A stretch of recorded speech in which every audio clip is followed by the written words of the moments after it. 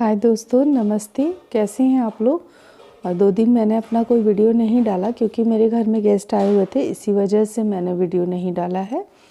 और आप लोग से मुझे ना मिलने का बहुत बहुत बहुत दुख हो रहा था।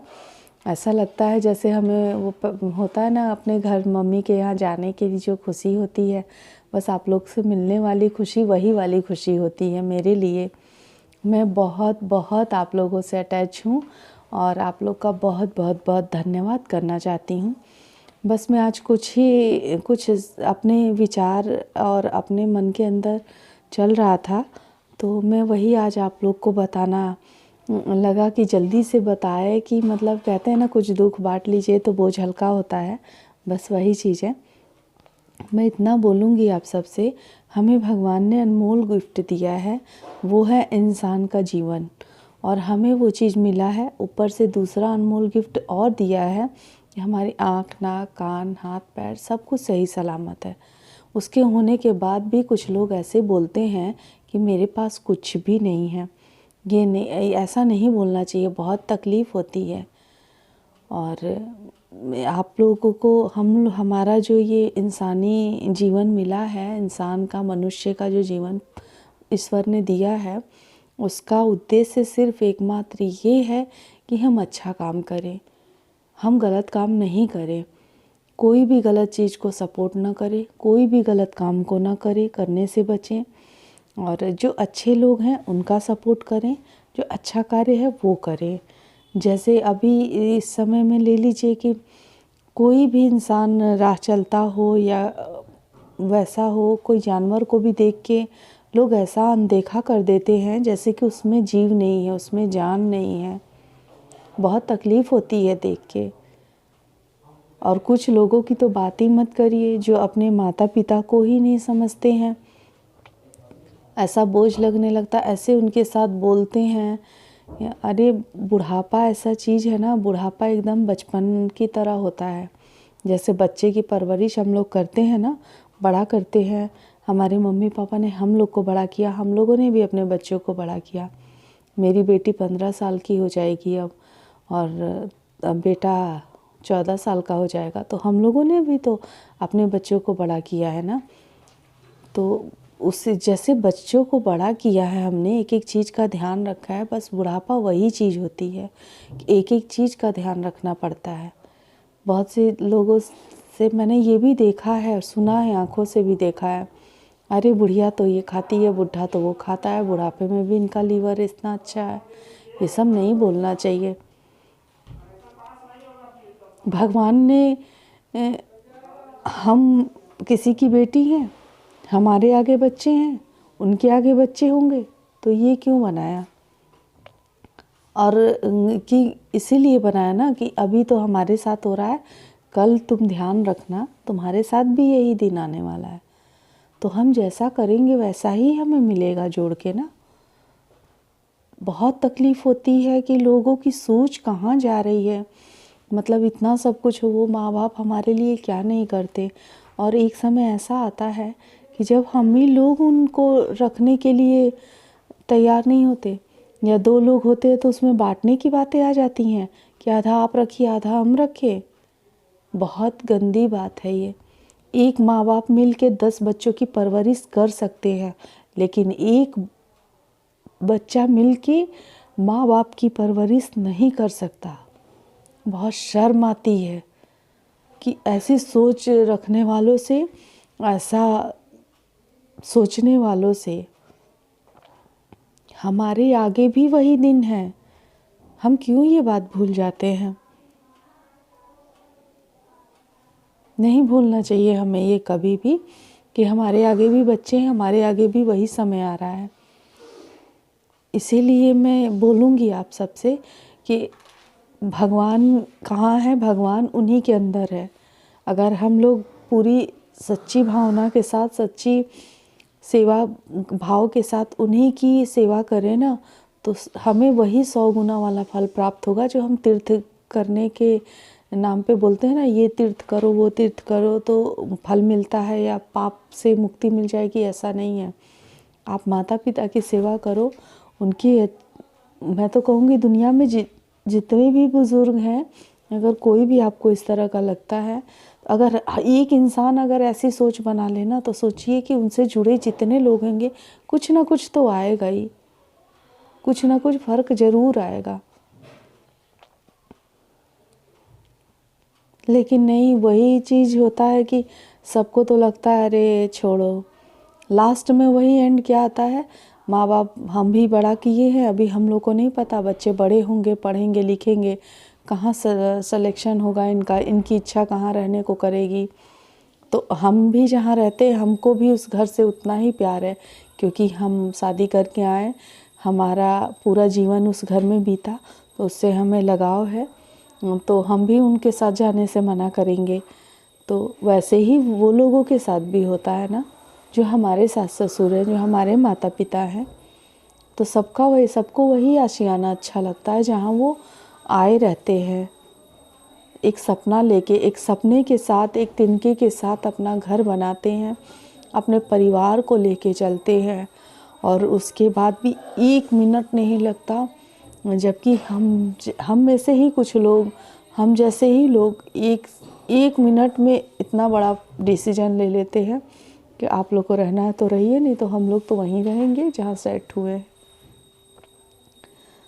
मैं कल अवतार पिक्चर देख रही थी, सब लोग चला गया था, तो उसमें देख के मतलब इतना दुख हो रहा था कि जीवन, भगवान ने इतनी अच्छी ज़िंदगी, इतना अनमोल जीवन दिया है, अगर हम लोग अच्छे से इसको पहचान लेना, तो हमारा देश और हमारी पूरी दुनिया, पूरे देश के जितने भी समस्त लोग हैं, सब कहाँ से कहाँ पहुँच जाए। सारा आचरण जानते हैं कहाँ से स्टार्ट होता है, सिर्फ हमारे जीवन से ही अटैच है सारा। एक इंसान एक अच्छा काम करता है, तो सोचिए हर एक इंसान में एक अच्छाई आ जाए और एक अच्छा काम हो जाए, तो कितने अच्छे काम हो जाएंगे।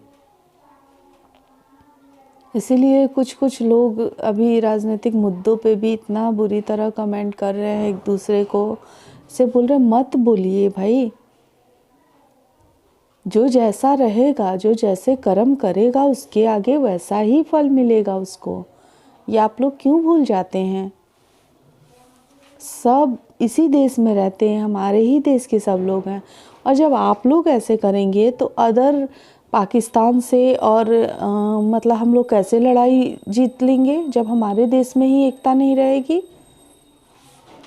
हर कोई बंदा एक दूसरे के पीछे लगा हुआ है, हर कोई कोई किसी को अच्छा कैसे खा रहा है, जैसे हर चीज़ में, राजनीतिक मुद्दे में भी है और नॉर्मल घर गृहस्थी में भी यही चीज़ें हैं।